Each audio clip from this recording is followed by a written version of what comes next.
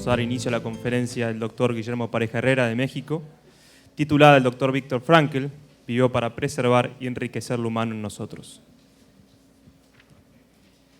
El doctor Guillermo Pareja Herrera es psicoterapeuta y escritor, Perú, Arequipa, 17 de julio de 1949, ciudadano mexicano, vive con su familia en Chihuahua, desierto chihuahuense, realizó una licenciatura en filosofía con especialización en psicología, maestría summa cum laude, desarrollo humano, Universidad Iberoamericana de México, doctorado summa cum laude, desarrollo humano, Universidad Iberoamericana de México, autor de 10 libros científicos y literarios, castellano, inglés, portugués, así como creador de documentos multimedia.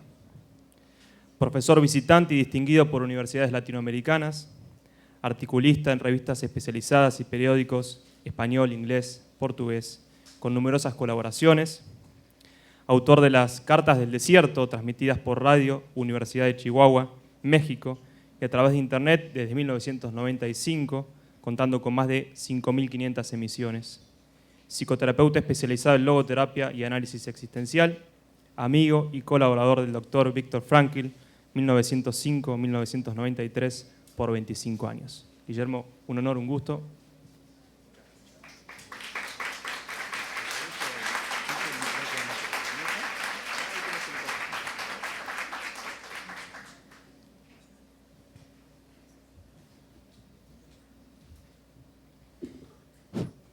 Buenos días a todos, a todas. Les invito, por favor, que antes de que comencemos nos pongamos un segundo de pie.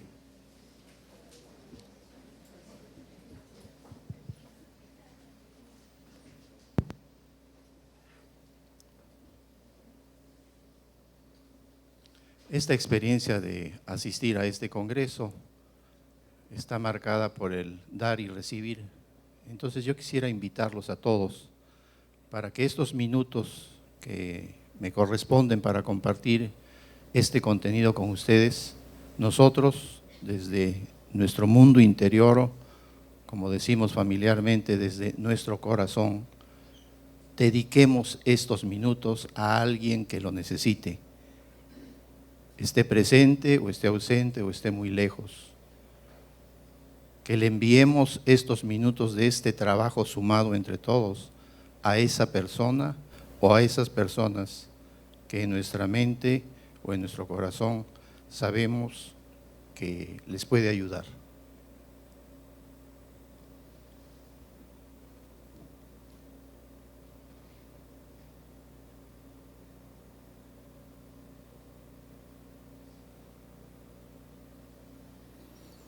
Muy bien, disfrutemos un poquito de nuestra respiración y tomemos asiento para continuar.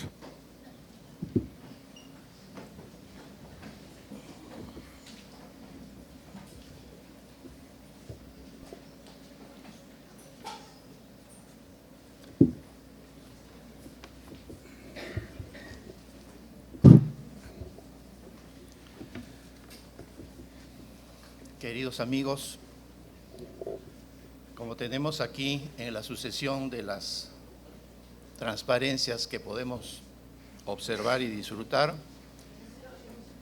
¿No me escuchan? A ver ahora. Bueno, mejor. Vamos a dejar de lado. Tenemos que el buen aire me ha traído aquí. 11.000 kilómetros de punta a punta de América. Como lo hizo con miles de personas desde hace algunos cientos de años. En que este puerto de Buenos Aires fue, es y seguirá siendo el punto de encuentro para cientos y miles de vidas que llegaron a este lugar, a esta parte austral del mundo, buscando una nueva vida. Llegaron tal vez solos y aquí encontraron y formaron familia, crearon comunidad, crearon patria. El puerto de Buenos Aires, que dentro del gran virreinato español Eran 3 puertos de entrada, 3 puntos de encuentro: Veracruz en México, el Callao en Lima, Perú, y el puerto de Buenos Aires, aquí. 3 puntos de reunión para todo el que quisiera venir a América a comenzar una nueva vida. Y he aquí que estamos aquí, en el puerto de Buenos Aires, traídos por el buen aire.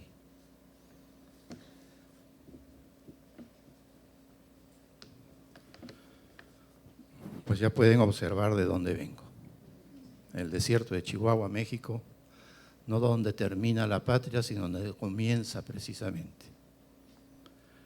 Muy bien, el título de nuestra conversación, el doctor Víctor Frankl preservó y enriqueció lo humano en nosotros. Al mencionar este título, podríamos tal vez pensar que esta conversación es solamente laudatoria de los grandes aportes filosóficos y científicos del doctor Frankl. Claro que podríamos hacerlo muy extendidamente y muy merecidamente, pero quiero ahondar un poquito en qué fue lo que preservó y qué fue lo que enriqueció. Fue lo humano en nosotros. Y si preservó lo humano en nosotros, quiere decir que fue lo que realmente nos constituye como humanos. Y quisiera poner una metáfora muy sencilla, tal vez demasiado casera, pero a veces eso nos puede ayudar. Sabemos que lo que constituye y le da su sabor y su naturaleza al cacao, que luego se convierte en chocolate, es la tobramina, que es tan energetizante, y al té la teína, y al café la cafeína. Café, por cierto, muy querido por el doctor Frankl. Si nosotros le quitamos el café a la cafeína, seguiremos llamando tal vez café a esa bebida, pero realmente ya no es café. Le hemos quitado algo que le constituye. Y así con todo. Entonces de acá podemos inferir qué es lo que nos constituye a nosotros, que si se retira, dejamos de ser humanos.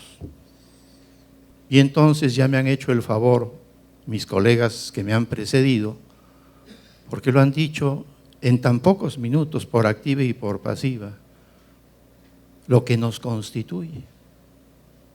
Nuestra unicidad, somos seres únicos, no somos montón, haremos montón, pero no somos montón, somos seres únicos e irrepetibles.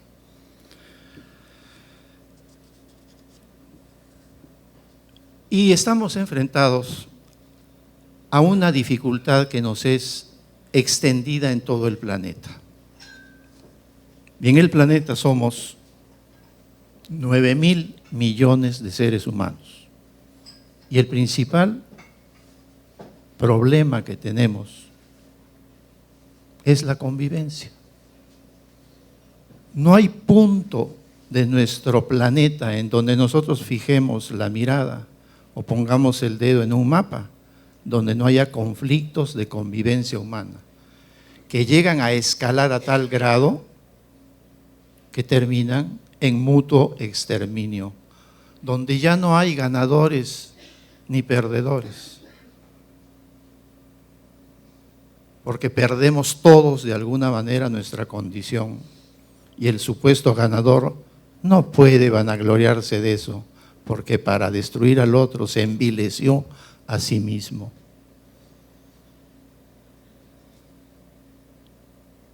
Esta es la piedra en el zapato, nuestra muy difícil convivencia humana. Y hay un dato de la investigación: a partir de 1800 al año 2000, revisé la bibliografía a nivel mundial que está publicada sobre la entrada de coexistencia humana. Y solamente en los últimos años del final del siglo XX y comienzos del siglo XXI ha dado una escalada impresionante todo lo que se está publicando e investigando. ¿Por qué?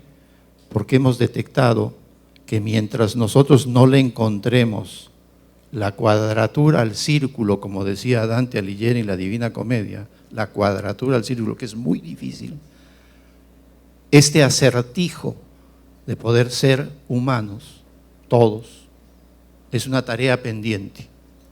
Y al ser tarea pendiente, por un lado nos desafía, y por otro lado es lo que tenemos que hacer en esta vida. Generar convivencia, pero de tipo humano. Entonces, si queremos enfocarnos un poquito más en algunos aspectos de esta complicada coexistencia humana, he detectado que hay una trilogía o una tríada que se las quiero presentar. Muy sencilla, pero de una implicación pues urgente. La primera es humanizar a las cosas y cosificar a los humanos. Aquí sí que se ha dado vuelta de campana todo. Hemos humanizado a las cosas y hemos cosificado a los humanos. Por eso es que se ha vaciado de contenido el valor de la vida, por ejemplo. La vida no vale nada, es descartable, es estadística, mientras no nos toque a nosotros. Se ha normalizado el crimen, ya estamos blindados emocionalmente a las noticias, a todo. La segunda es que solo los humanos podemos renunciar a nuestra naturaleza y deshumanizarnos. Los perritos, los gatitos, los caballos, ellos traen un programa perfecto. Ellos son lo que son, serán lo que son. Nosotros, por el contrario, tenemos ese disparador que en un abrir y cerrar de ojos nos puede llevar a renunciar a nuestra naturaleza, a lo que nos es propio, a vaciarnos de lo que somos. Y la tercera parte de esta trilogía desafiante es precisamente la difícil coexistencia en un mismo tiempo y espacio. Esta es una característica que parece demasiado evidente, pero la coexistencia es en tiempo y espacio y en simultaneidad. Porque mientras estemos hablando de las generaciones pasadas no nos afecta, de los que vayan a venir tampoco nos afecta. Lo que nos afecta es quién tenemos a la izquierda, a la derecha, arriba o abajo. La simultaneidad de la convivencia en un determinado tiempo y espacio donde se puede dar la confluencia, la confrontación o la aniquilación. Pues nuestra historia como especie verdaderamente es breve, es joven, es reciente. Nuestro planeta y las primeras formas de vida tienen 50 millones de años, las primeras formas de vida. Pero esta especie que de pronto pegó un brinco y se separó y se convirtió en la especie llamada Homo sapiens, sapiens, es decir, el ser humano que se da cuenta de que autorreflexiona sobre sí mismo y toma distancia, el Homo sapiens sapiens, somos una especie muy joven en el planeta. 150.000 años nada más, 6.000 años de escritura, 500 años de imprenta, pero nuestra capacidad de creación, pero también nuestra capacidad de aniquilación han ido a la mano. Por eso es que en el momento en que una se dispara, el riesgo es mayor. 150.000 años en la Tierra y tenemos, un proceso vivo. Siempre estamos en continua evolución. Con tareas pendientes, más que solamente quedarnos en la palabra problemas, yo creo que son tareas pendientes. hemos sido definidos por filósofos como el Homo faber, el Homo que trabaja, el Homo que transforma. Eso es parte de nuestra naturaleza. Por tanto, son tareas pendientes, eso que nosotros normalmente llamamos problemas. Y si son tareas pendientes, están ahí para convertirse en nuestros maestros. Ahí está la materia prima para que nosotros encontremos la manera de resolver esta conflictividad en la que vivimos.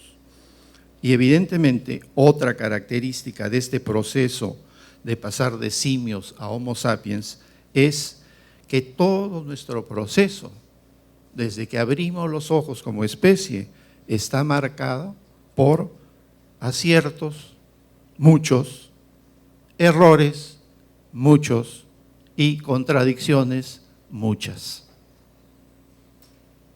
Ahí sí que en estos tres elementos que he mencionado se da casi todo en superlativo. Aciertos, muchos. Qué maravilla poder estar aquí.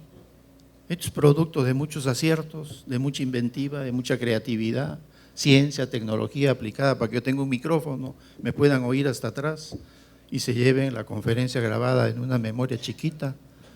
Muchos aciertos, muchos errores. Y las fechas están en el calendario y nos recuerdan los grandes errores humanos y de toda la humanidad. La exclusión, el homicidio, el genocidio, etcétera, etcétera. Y muchas contradicciones que ya son antiquísimas desde que comenzamos a darnos cuenta lo complejo que es la vida, la mente y el corazón humano, ¿verdad? Como decía el gran Agustín de Hipona, veo el bien que es bueno, pero no es eso precisamente lo que yo hago, ¿verdad? Entonces eso de sentirse atraídos por el bien, es atraídos, pero no obligados. Entonces cada día es una decisión de qué tipo de ser humano quiero ser conmigo y con los demás.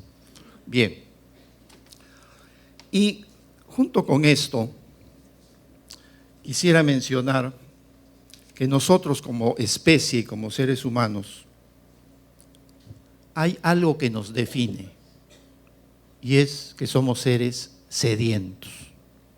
También comemos, también dormimos, también amamos, pero somos seres sedientos.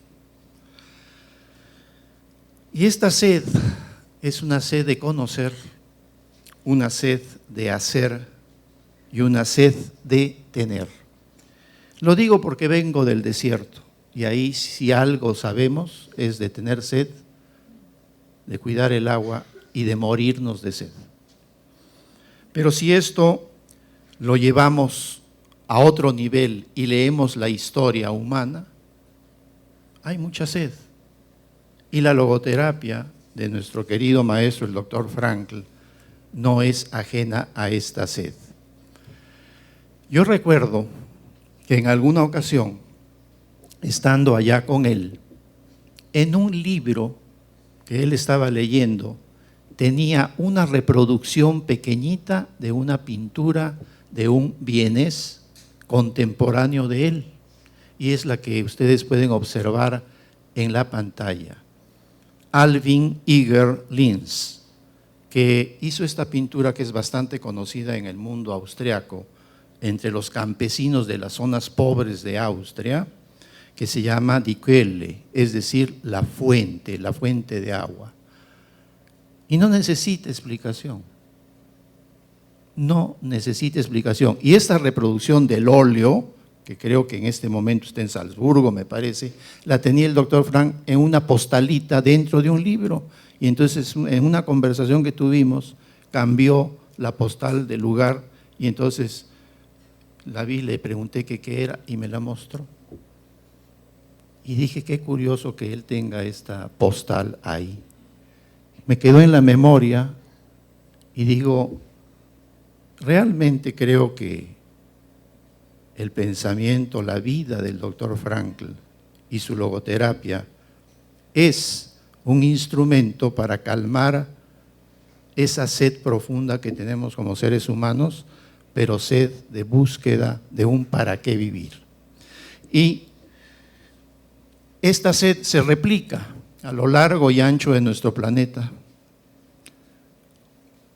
Para nosotros es tan sencillo abrir la llave, bañarnos, tener agua pura, potable.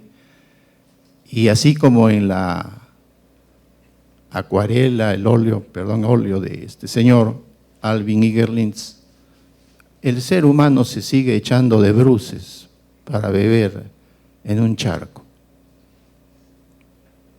Y si esa condición nos da en cara, creo que también nos está diciendo de la sed profunda que tenemos como seres humanos, de que nuestra vida tenga un para qué,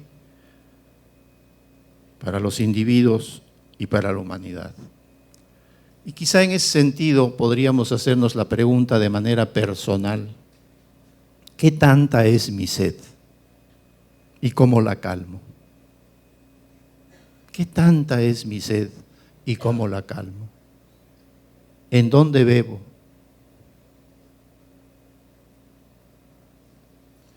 Bien, para continuar esto quisiera introducir acá una pequeña anécdota que creo que viene muy al caso sobre esta sed, sobre esta necesidad, urgencia de coexistencia. Y es que yo conservo en casa varias libretas, y dentro de esas libretas tengo una tarjeta, y en esa tarjeta yo hice unas anotaciones. Esas anotaciones son de unos cuantos títulos de libros que el doctor Víctor Frank leyó cuando era muchachito, cuando todavía ni siquiera había entrado a la universidad. Como leemos nosotros, Julio Verne, bueno, en mi caso, ¿verdad? Julio Verne, 2 años de vacaciones, Un capitán de 15 años. Bueno, entre los libros que leyó el muchachito Víctor Frankl, se encuentra uno que lo leyó en alemán, traducido al alemán, que fue Las aventuras de Robinson Crusoe. Y que curiosamente, en este año que estamos, el día 25 de abril pasado, se cumplieron los 300 años de esta primera novela de aventuras que se escribió en lengua inglesa. Antes no se había escrito algo semejante. Y esta novela de Robinson Crusoe, su naufragio y sus descubrimientos, que publicada hace 300 años, lleva en la portada, como se acostumbraba entonces, el resumen del contenido de la obra y el nombre del autor. Y me he permitido transcribirlo para ustedes porque ahí, en lo que viene en la portada, ya nos damos cuenta del contenido y el alcance que tiene esta novela que este niño leyó. Y dice: vida y extrañas y sorprendentes aventuras de Robinson Crusoe, marinero de York, que vivió, ojo, 28 años solo por completo en una isla deshabitada en la costa de América, cerca de la desembocadura del gran río Orinoco, tras ser arrojado a tierra en un naufragio en el que perecieron todos los hombres menos él, con un relato de cómo al fin fue extrañamente rescatado por los llamados malos, por piratas, escrito por él mismo.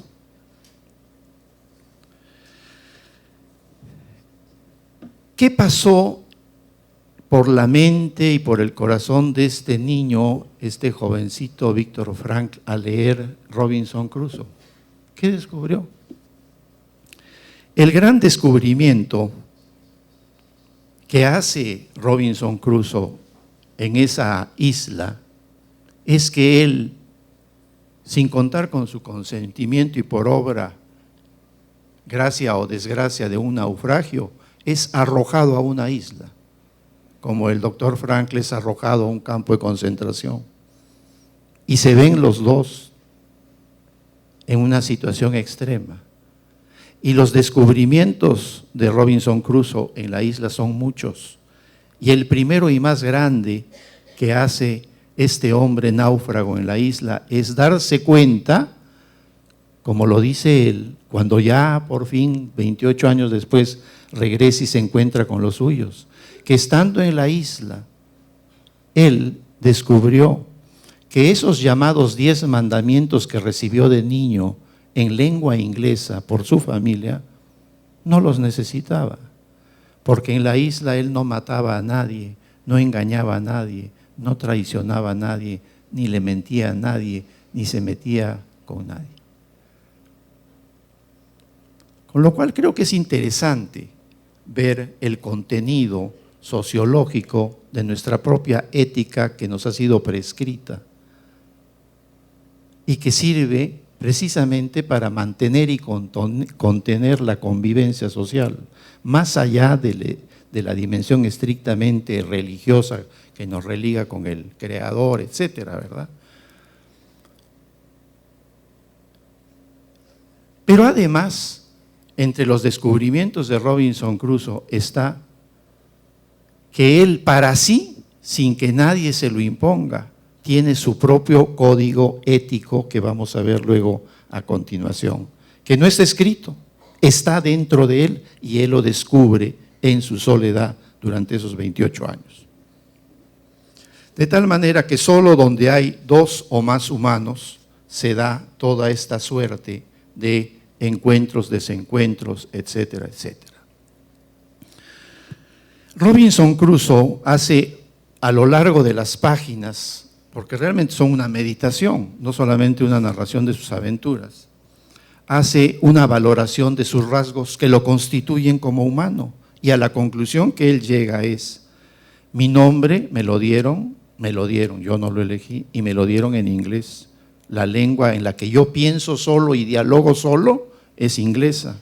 Mis pensamientos los pienso en inglés, mis sueños son en inglés. Por tanto, soy por otros, soy por una comunidad que quedó atrás, la convivencia que extrañaba, la convivencia que permite que seamos, que nos da la vida misma, es decir, la otra vida, no solamente el equipamiento biológico, sino la manera de estar en el mundo es a través de la cultura y la convivencia. Y él hace recuento de eso y lo agradece. Me dieron un nombre, me dieron una lengua, me dieron educación. Es decir, él está reconociendo su individualidad, su sentido de comunidad y pertenencia y sus vinculaciones. Por otro lado, en paralelo, el doctor Viktor Frankl, convertido en el prisionero 119.104, él descubre una trilogía de deshumanización en ese sistema pensado y diseñado para el exterminio, y lo sintetizo en 3 verbos: separar, reducir y disolver el proceso sistemático de deshumanización. Separar a los seres humanos de sus vínculos familiares, de sus vínculos culturales, de sus vínculos laborales. Eso fue la quintesencia de los campos de concentración. Reducirte a un número, convertirte en mercancía, reducirte de sujeto a objeto. Y por último, disolverte en la masa sin voz, en la masa sin pasado y en la masa atemorizada sin futuro.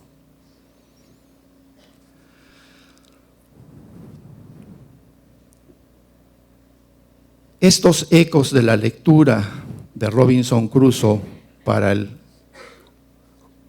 joven, muy jovencito Viktor Frankl, nos llegan a nosotros y hoy en el siglo XXI, pues vemos que parte de nuestra dificultad de caminar es que llevamos una piedra en el zapato, pequeña, porque la convivencia no tiene una cara espectacular, las dificultades de la convivencia son ese roce de todos los días que nos mortifica, que se nos vuelve insoportable, que nos aísla, que nos enfrenta. Esa es la piedra en el zapato que llevamos.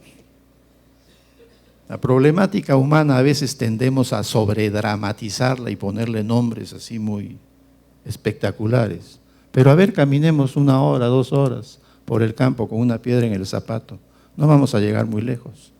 Y sentimos que como humanidad no estamos llegando lejos a ser lo que queremos ser porque no nos hemos quitado la piedra en el zapato. Después de hacer una relectura de Robinson Crusoe en su isla durante 28 años, yo me pregunté, ¿cuáles son los 4 legados éticos de Robinson Crusoe para coexistir? Y que estos legados éticos seguramente de alguna forma quedaron también impresos en la mente y en el corazón de este niño, este jovencito Víctor Frankl, porque después esos ecos del Robinson Crusoe aparecen en sus obras. 4 legados éticos de Robinson Crusoe. El primero, responder de nuestras acciones. Dar cuenta de quiénes somos, de qué hacemos. El segundo, que ha sido mencionado también ya en esta mañana, el respeto, pero el respeto propio y para los demás. Un respeto que él se lo debía y lo vivió estando en la isla de muchas maneras. Y hay unas líneas donde dice, poder vivir de tal manera que yo reciba mi propia aprobación sin que tenga testigo alguno, ni en el cielo ni en la tierra. Es decir, una ética integrada, personal, ser uno, con y sin, de día y de noche, con presencias o sin ellas, porque esa aprobación es nuestra, y no está afincada en el temor. Bien, congruencia para reconocer mis errores. Y por último, solidaridad con los que están y con los que vienen.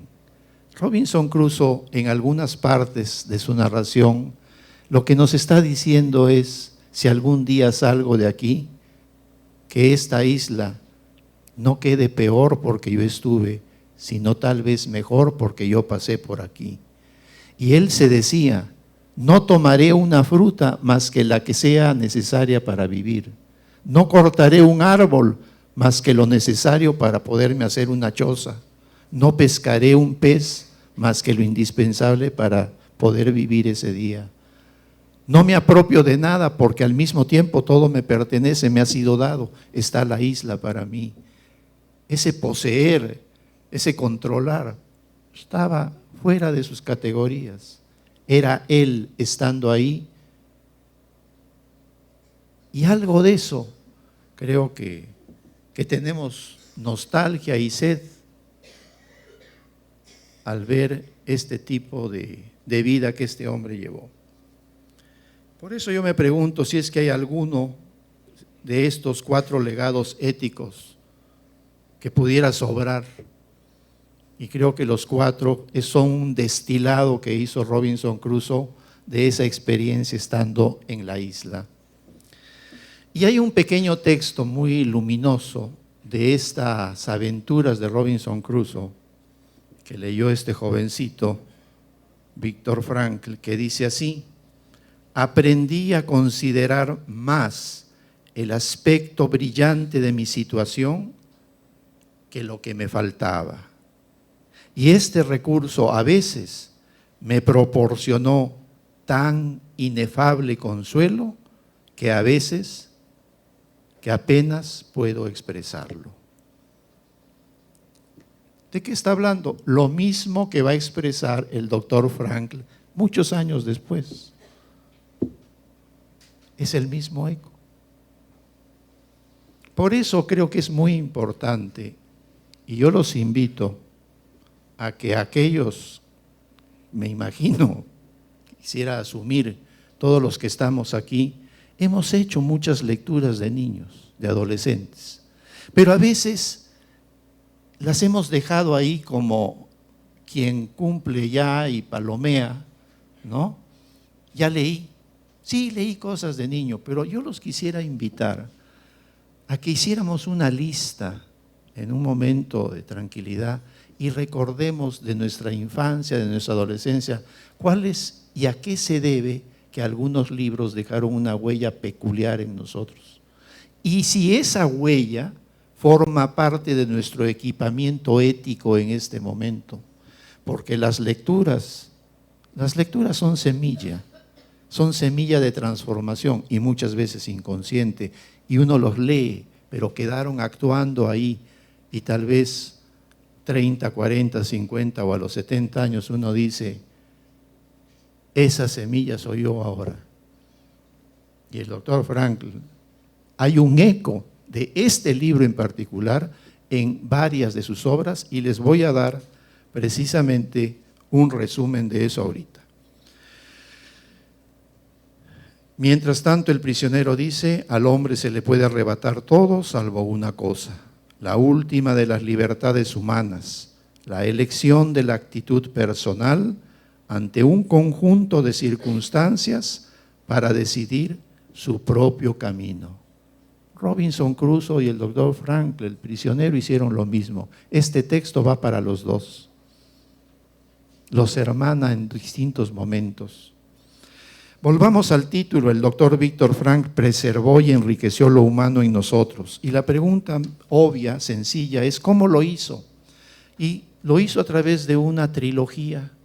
La primera es su antropología dimensional centrada en la libertad y la responsabilidad. Pero si solamente el doctor Frankl nos hubiera legado una antropología dimensional, ya nos hubiera hecho un grandísimo regalo, pero no estaba completo.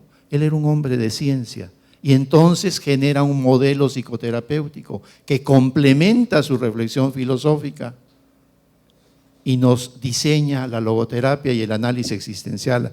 Pero no bastaba con que nos hubiera regalado una antropología y un sistema de terapia. Está todo esto avalado y certificado por el tercer elemento de la trilogía, que es su ética personal, su vida y su obra, su congruencia personal. Si nosotros le quitamos uno de estos elementos, no sería lo que conocemos hoy como la vida y la obra del doctor Víctor Frankl. Quiero terminar mencionándole que haciendo una revisión de las obras del doctor Víctor Frankl, he encontrado 9 señales de humanización en sus escritos, que puestos en palabras sencillas y muy para nuestro tiempo, son las siguientes y se las leo de corrido. En estas obras están estas señales de humanización. Primero, no solo vivir, sino saber para qué vivir. Que nosotros decidimos nuestro camino. Que el mundo camina porque cooperamos en grupos. Porque respondemos de nuestras decisiones, porque aceptamos las consecuencias de nuestros actos y de nuestras decisiones, porque siempre tenemos la tarea de reconocer nuestros errores, de respetar nuestras diferencias, de celebrar nuestras coincidencias, y ser solidarios hoy y con los que vendrán después de nosotros. Por tanto, pensando en la vida de ese hombre Robinson Crusoe y de nuestro querido maestro, el doctor Víctor Frankl, y ante el panorama de nuestra amada patria Argentina, el continente latinoamericano y el planeta todo, yo quisiera nada más resumir y evocar casi en forma de petición para todos nosotros, que no pidamos que nuestra vida sea fácil. La vida no es fácil. En todo caso, pidamos la fortaleza para superar las adversidades del camino. Muchas gracias.